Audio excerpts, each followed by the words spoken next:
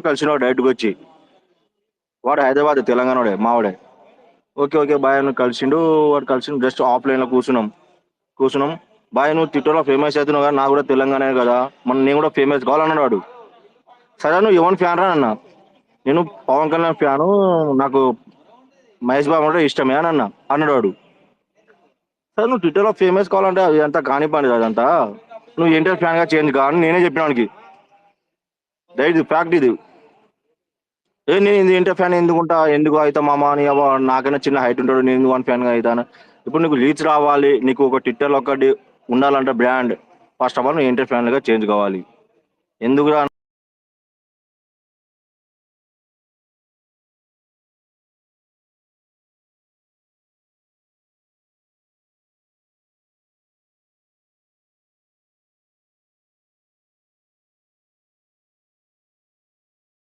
వస్తాడు.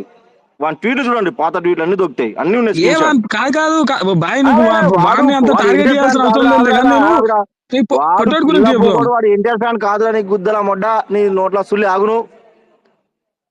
వాడు అసలు ఫ్యాన్ పవన్ కళ్యాణ్ ఒప్పుకోవాలంటే, తర్వాత మ్యూచువల్ మహేష్ బాబు.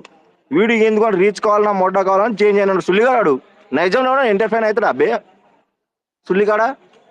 అలాంటి వాడు ఎందుకు అవుతాడు? వాడు హైట్, వాడి పర్సనాలిటీ, వాడు ఎన్టీఆర్ కన్నా బాగుంటున్నాడు లోహిత్ గాడు. వాడు ఎన్టీఆర్ ఫ్యాన్ ఎట్లా అవుతాడు చెప్పు.